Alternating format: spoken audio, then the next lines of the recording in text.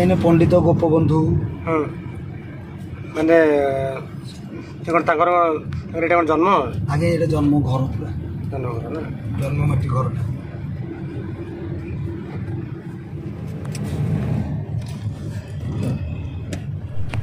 ଏହା ହେଉଛି ଆମର ଉତ୍କଳମଣି ପଣ୍ଡିତ ଗୋପବନ୍ଧୁଙ୍କର ଲୋକନାଥ ମନ୍ଦିର। ଏଇଟା ତାଙ୍କର ହିଁ ଜାଗା ଏଇଟା, ଆଉ ତାଙ୍କର ଏଇଟା ଜନ୍ମପୀଠ। ଏଇଟା ବହୁତ ସୁନ୍ଦର ହେଇଛି। ଆମର ଉତ୍କଳମଣି ପଣ୍ଡିତ ଗୋପବନ୍ଧୁ ଦାସଙ୍କ ଗାଁକୁ ଏଇନା ଆସିଛୁ। ତାଙ୍କର ଜନ୍ମସ୍ଥାନ ଏଇଟା, ଆଉ ତାଙ୍କର ଏଇଟା ଘରଟା। ଆ ଭିତରକୁ ବି ମୁଁ ଦେଖେଇବି ଗୋପବନ୍ଧୁ କେମିତି ରହୁଥିଲେ, କ'ଣ ନାହିଁ କ'ଣ ନା ଟୋଟାଲି ଆପଣ ଦେଖିବେ। ଆମେ ଆସିଛୁ, ମୋ ଭଉଣୀ ମାମାଲି ଆଉ ସାନ ଭାଇ ଆସିଛୁ। ଆ ଭିତରେ କ'ଣ ହେଉଛି କ'ଣ ନାହିଁ ମୁଁ ଟୋଟାଲି ଆପଣଙ୍କୁ ଦେଖେଇବି। ଗୋପବନ୍ଧୁଙ୍କର ବି ଆଗରେ ବି ଗୋଟେ ମନ୍ଦିର, ଗୋଟେ ଛୋଟିଆ ମନ୍ଦିର ବି ଅଛି। ସେ ମନ୍ଦିରଟା ବି ମୁଁ ଆପଣଙ୍କୁ ଦେଖେଇବି କେମିତି କ'ଣ ଏଇଠି ତାଙ୍କର ମାନେ କେମିତି ଚଳୁଥିଲେ, କେମିତି କ'ଣ ସବୁ ଦେଖେଇବି। ନା ନା କିନ୍ତୁ ଆରେ ଇଏ ସେପଟ ଯା ଏପଟ ସେୟା। ଫାଇନାଲି ଏଇଟା ଆପଣଙ୍କୁ ଦେଖୁଛି ଉତ୍କଳମଣି ପଣ୍ଡିତ ଗୋପବନ୍ଧୁଙ୍କର ଘର ଭିତରଟା। ଘର ଭିତରେ ତାପରେ ଦେଖିବେ ତାଙ୍କର ଏନ୍ତୁଡ଼ି ଶାଳ ଘରଟା।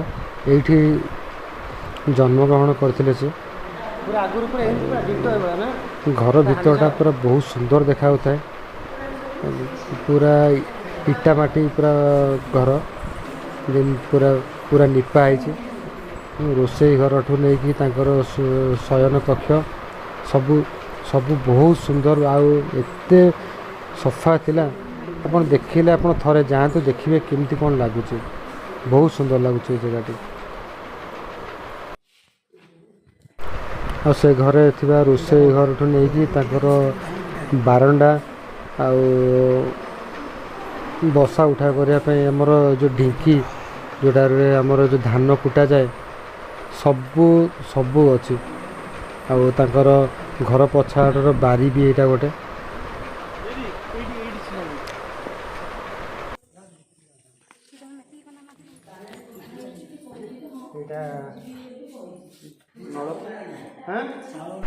ଆଉ ଘର ଭିତରେ ପୁରା ଯେଉଁଭଳିଆ ଏତେ ଫିନିସିଂ ରହିଛି, ଲାଗୁଛି ଯେମିତି ଏଠାରେ ଗୋପବନ୍ଧୁ ଅଛନ୍ତି। ପଣ୍ଡିତ ଗୋପବନ୍ଧୁ ଏଠାରେ ହିଁ ଅଛନ୍ତି, ନିଜେ ଚଳପ୍ରଚଳ କରୁଛନ୍ତି। ଆଉ ଘର ବହୁତ ସଫା ସୁତରାଠୁ ନେଇକି ତାକୁ ବହୁତ କ୍ଲିନ୍ରେ ରଖାହେଇଛି। ବହୁତ ଯତ୍ନ ସହିତ ଅଛି ଏଠି। ଆଉ ତାଙ୍କର ଶୟନ କକ୍ଷଟା ଏତେ ସୁନ୍ଦର ହୋଇଥାଏ, ବିଶ୍ୱାସ କରିବେନି। ମାନେ ଟିକେ ତା ଭିତରେ ଗରମ ବି ବୋଲି କିଛି ଲାଗୁନି, ପୁରାପୁରି ଥଣ୍ଡା ଅଛି। ଆମର ଯେଉଁ ଓଡ଼ିଆର ଯେଉଁ ଆଟୁ ଘର, ଏଇଟା ହେଉଛି ଗୋଟେ ଠାକୁର ଘର ତାଙ୍କର ଥିଲା। ଆଉ ଏଇ ଘରଟା ସମ୍ପୂର୍ଣ୍ଣ ମାନେ ଆଗକାଳରେ ଯେମିତି ଆଟୁ ଥାଏ, ଉପରେ ଇଟା ମାଟି ଝାଟିରେ ଯେଉଁ ଘର, ପୁରା ସେଇଭଳିଆ ଘରଟି ପୁରା।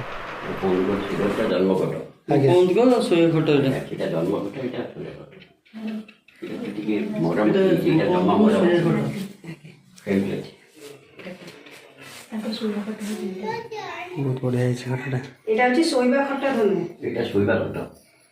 ତାଙ୍କର ଜନ୍ମ ଖଟଟା ଖଟରେ ଶୋଉଥିଲେ ଧନୁ। ତାଙ୍କ ଢାଳ ଯେଉଁ ପାଣିଚିଆ ଢାଳ, ଆଉ ପିଢ଼ା ସେଥିରେ ବସି ଭାତ ଖାଉଥିଲେ।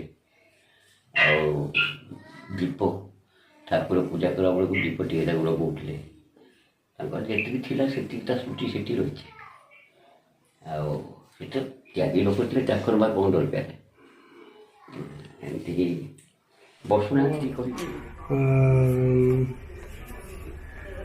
ମାନେ ଆଙ୍କର କ'ଣ ରିଲେସନ୍ରେ କ'ଣ ଅଛନ୍ତି? ଗୋପବନ୍ଧୁ ଦାସଙ୍କ ରିଲେସନ୍ କ'ଣ ଅଛନ୍ତି?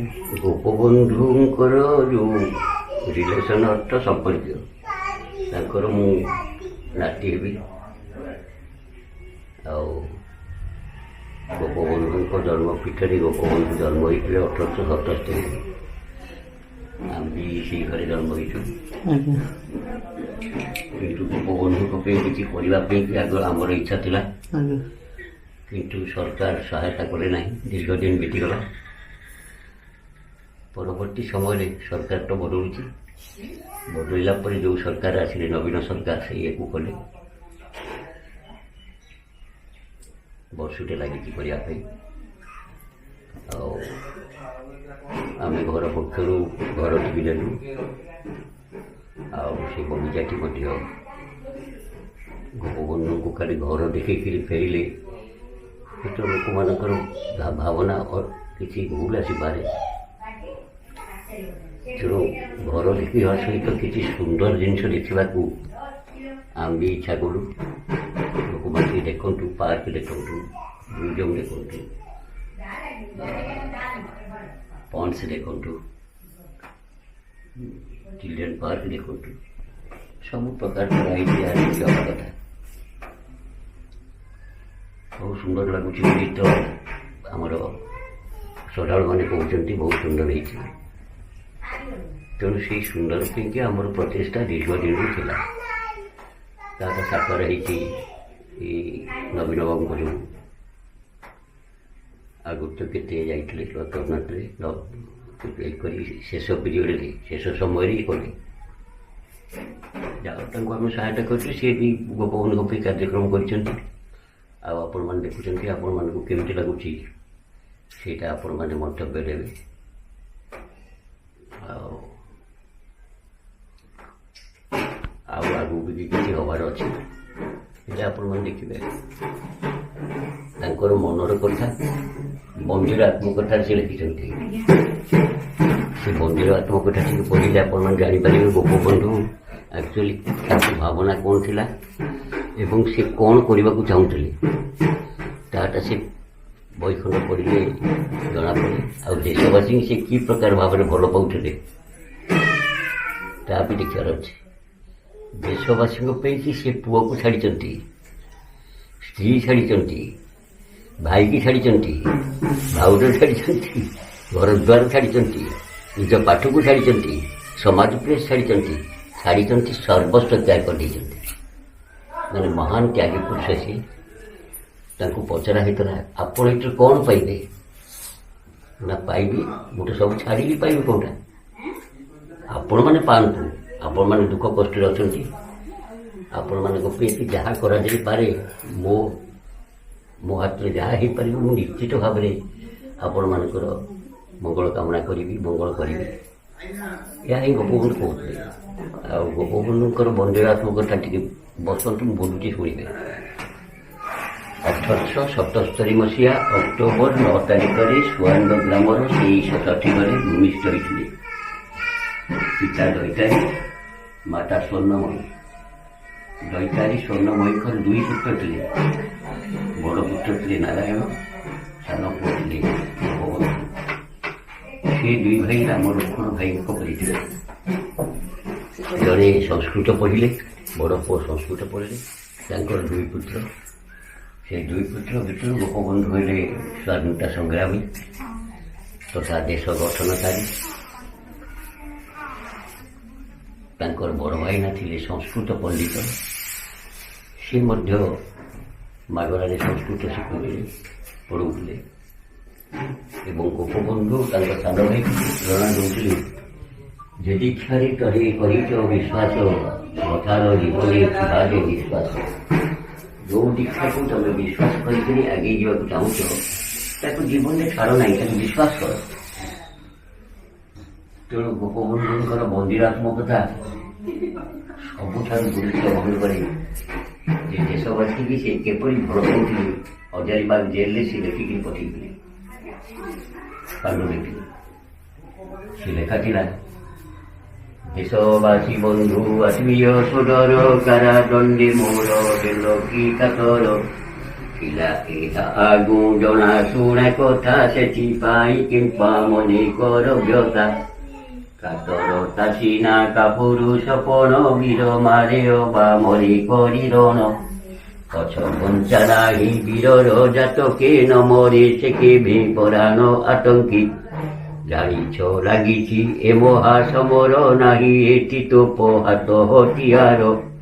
ଆଧ୍ୟାତ୍ମିକ ବଳେ ଲାଗିଛି ଲଢ଼ାଇ, ଭାଙ୍ଗିବାକୁ ପଶୁ ବଳର ବଢ଼ାଇ। सबु जानी मुहि पशिछि संग्रामे नाही मोर भय मान अपमाने निशु मोर देह ए देश माटिरे देशवासी चाली जान्तु पिठिरे देशर स्वराज्य पति जेते गाढ़ पुरुत ही पड़ी मोर मांस हाड़ स्वाधीनता पथे तुले हेले नर मो जीवन दाने हेउ अग्रसर मंगलमयंक सुमंगल इच्छा पुरुए पराणे विशेष इत्यादि आउरी अच्छी ଟିକେ ଆପଣମାନଙ୍କୁ ବୋଲିକି ଶୁଣାଇବି। ମୋ ନାଁ ରବୀନ୍ଦ୍ରନାଥ ଦାସ। ମୁଁ ହେଲି ସଦାନନ୍ଦ ଏବଂ ଚଞ୍ଚଳାଙ୍କର ପୁତ୍ର। ସଦାନନ୍ଦ ଥିଲେ ଗୋପବନ୍ଧୁଙ୍କର ପୁତୁରା, ତାଙ୍କ ବଡ଼ ଭାଇନାଙ୍କ ପୁଅ। ଗୋପବନ୍ଧୁଙ୍କ ପୁଅ ମରିଗଲା ପରେ ସେ ତାହାଙ୍କୁ ହିଁ ଗ୍ରହଣ କଲେ ତାଙ୍କର ଉତ୍ତରାଧିକାରୀ ଭାବରେ ପୁତୁରାକୁ। ତେଣୁ ସେଇ ହିସାବରେ ସେଇ ପୁତୁରା ସେ ଘରେ ଥିଲେ, ସେ ଘର ତାଙ୍କର, ସେଇ ପୁତୁରାଙ୍କର ପୁଅମାନେ ଆମେ। ତେଣୁ ଆଜି ଆମେ ବି ଚେଷ୍ଟା କଲୁ ଗୋପବନ୍ଧୁଙ୍କ ପାଇଁ କିଛି କରାଯାଉ। ଆଜ୍ଞା ଆଜ୍ଞା। ତେଣୁ ଗୋପବନ୍ଧୁଙ୍କ ପାଇଁ ହେଲା ଘର ଛାଡ଼ିଲୁ, ଘର ଦେଲୁ ଗୋପବନ୍ଧୁଙ୍କ ପାଇଁ। ଆଜ୍ଞା। ସେ ବଗିଚା ଦେଇଛୁ, ଏତେ ବଡ଼ ବଗିଚା ଦେଖୁଥିଲି ଗୋପବନ୍ଧୁଙ୍କ ପାଇଁ। ଗାଁ ମୁଣ୍ଡେ ଯେଉଁ ମନ୍ଦିର ହେଇଛି ଲୋକନାଥ ମନ୍ଦିର, ସେଠି 75 ଭାଗ ଦେଇଛୁ। ସେଇ ଗୋପବନ୍ଧୁଙ୍କ ସମୟରେ କାମ ହେବା ଦ୍ୱାରା ସେ ମହାଦେବଙ୍କ ପାଇଁ ଏମିତି ଯାହା ଯେମିତି କରିବାର କଥା କରିଛୁ। ଯେହେତୁ ଗଭର୍ଣ୍ଣମେଣ୍ଟ କହିଲା ଯେ ଆମର ଟଙ୍କା ଆପଣଙ୍କର ଜାଗା ପାଇଁ ଦେଲେ ସିନା ଆମେ ଟଙ୍କା ଖର୍ଚ୍ଚ କରିବୁ, କେଉଁଠି ଟଙ୍କା ଖର୍ଚ୍ଚ କରିବୁ? ଠିକ୍ ଅଛି, ନବୀନ ବାବୁ ଏଇଟା ପଚାରିଲେ ମୋତେ। ଆଜ୍ଞା। ମୁଁ କହିଲି ଠିକ୍ ଅଛି, ଆମେ ଦେବୁ, ଜାଗା ଦେବୁ, ଆସନ୍ତୁ ଶୀଘ୍ର କରୁ। ନା ଜାଗା ଦେବେ, ଗୋଟିଏ ବର୍ଷ ଭିତରେ ଆମେ କମ୍ପ୍ଲିଟ୍ କରିଦେବୁ। ଠିକ୍ ଅଛି, କରନ୍ତୁ। ଠିକ୍ ଅଛି, ଆପଣ ଗୋଟେ ମହାନ କାମ କରୁଛନ୍ତି। ଆଉ ଉତ୍କଳମଣି ପଣ୍ଡିତ ଗୋପବନ୍ଧୁ ଦାସଙ୍କର ମାନେ ଆପଣ ବହୁତ କଥା ଶୁଣିଲେ, ଆମକୁ ବହୁତ ହେଲେ ବହୁତ ବି ଭଲ ଲାଗିଲା। ଭଗବାନ କରନ୍ତୁ ଆପଣଙ୍କ ସଦାବେଳେ ଭଲରେ ଥାନ୍ତୁ, ଆଉ ଏମିତି ହିଁ ଆପଣ କହୁଥାନ୍ତୁ ସମସ୍ତଙ୍କୁ। ଭଗବାନ ଆପଣ ମଙ୍ଗଳ କରନ୍ତୁ। ଜୟ ଜଗନ୍ନାଥ। ଜଗନ୍ନାଥଙ୍କ ନେତ୍ର ଉତ୍ସବ ଆଗ ଦିନ ପାଳନ କରାଯାଉଛି ତାଙ୍କର ମରିବା ଠାରୁ, ଏବଂ ଜନ୍ମ ଅକ୍ଟୋବର 9 ତାରିଖ। ଆପଣମାନଙ୍କର ଯଦି ଇଚ୍ଛା ଥିବ ସେଦିନ ପହଞ୍ଚିକିରି ତାଙ୍କୁ ଶ୍ରଦ୍ଧାଞ୍ଜଳି ଅର୍ପଣ କରିବେ। ଏବେ ଆସିଯାଉଛି ଗୋପବନ୍ଧୁଙ୍କ ଶ୍ରାଦ୍ଧ ଦିବସ, ଚାହିଁବେ ଆସିବେ। ଇତ୍ୟାଦି କାର୍ଯ୍ୟ। ଫାଇନାଲି ଆମେ ପଣ୍ଡିତ ଉତ୍କଳମଣି ଗୋପବନ୍ଧୁ ଦାସଙ୍କର ଜନ୍ମପୀଠ ଆଉ ତାଙ୍କର ମ୍ୟୁଜିୟମ୍ ଆଉ ତାଙ୍କର ଗାଁ, ଏଇଟା କହିଲେ ତାଙ୍କର ଗାଁଟା। ଏଇଠି ଆମେ ଫାଇନାଲି ଆମେ ଏଇଠି ବୁଲିଲୁ, ଆଉ ତାଙ୍କ ନାତିଙ୍କ ସହିତ ବି ଆମେ କଥାବାର୍ତ୍ତା ହେଲୁ। ବହୁତ ବି ଭଲ ଲାଗିଲା। ଆଉ ନାତି ବି ତାଙ୍କର ଜୀବନ କୌଶଳ ଉପରେ ବହୁତ କିଛି କହିଲେ, ସେ କ'ଣ କରିଥିଲେ କ'ଣ ନାହିଁ, ଆଉ ତାଙ୍କର ପିଢ଼ି ଉପରେ ବି ବହୁତ କିଛି କହିଲେ। ଆଉ ବି ସାରି ଆମ ସହିତ ବି ବହୁତ ଭଲ କଥାବାର୍ତ୍ତା ହେଲେ। ଆଉ ବି ଆମେ କିଛିଟା ଜାଣିନଥିଲୁ ବି ସିଏ ଆମକୁ ଜଣେଇଲେ କି ନାଇଁ ଏଇଭଳିଆ ଭଳିଆ ଜିନିଷ, ଆଉ ଜିନିଷଟା ମାନେ ଜାଗାଟା ଗାଁଟା କେମିତି କ'ଣ ଥିଲା, କେମିତି କ'ଣ ହେଲା, ସବୁ ବନେଇବା ସବୁ ଦେଖିଲୁ। ବହୁତ ବି ଭଲ ଲାଗିଲା। ଆଉ କେମିତି କ'ଣ ଲାଗୁଛି କ'ଣ ନାହିଁ କମେଣ୍ଟରେ ଜଣେଇବେ। ସାହାଯ୍ୟ ଦେଖାହେଲେ ଆଉ ଭଗବାନ କରୁଛି ସାର୍ଙ୍କର ଏମିତି କୁହନ୍ତୁ, ଆଉ ଏମିତି ଆଶୀର୍ବାଦ ଆମ ମୁଣ୍ଡ ଉପରେ ଥାଉ, ସଦାବେଳେ ଥାଉ। ଜୟ ଜଗନ୍ନାଥ।